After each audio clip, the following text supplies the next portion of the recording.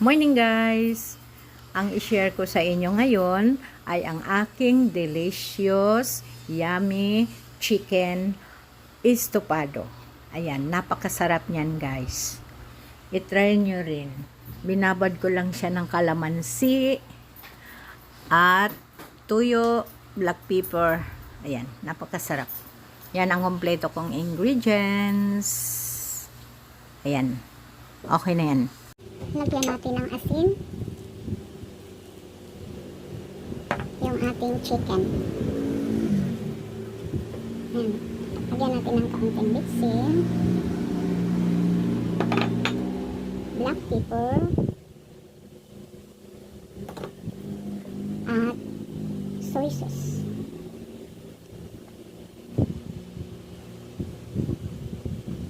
And then pigaan natin ng kalamansi.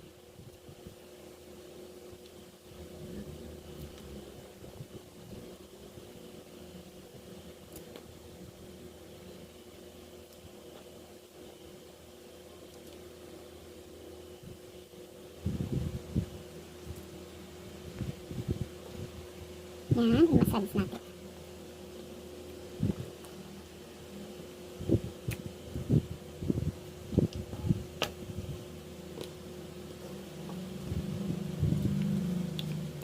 Yan, para masukop yung lasa niya. Bago natin i-prito. I-prito muna natin yan ang manok bago natin lutuin ang estofado. Yan, try nyo to guys, ang sarap nito. At sa mga baguhan pa dyan, please, baka naman, subscribe na sa aking channel and click the notification bell upang updated kayo sa mga kasunod kong simpleng ulam. Ngayon, nagpainit na ako ng mantika sa kawali at iprito na natin yung ating chicken.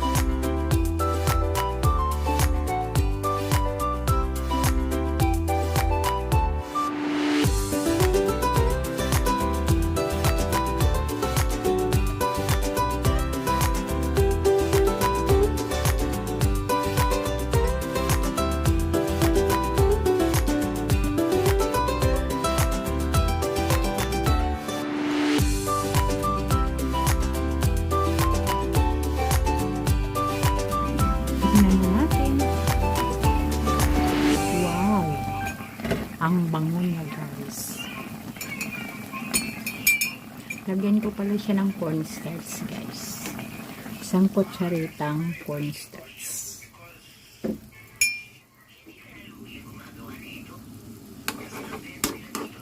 Ayan. Para mulapuyot naman siya ang kanyang sauce.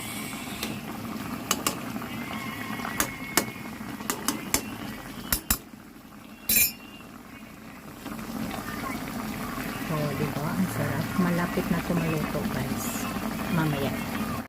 Ito na siya, guys. Luto na ang atong istopadong manok. Tikman natin. Lapuyot. Sarap ng lasa. Sarap niya tingnan, guys.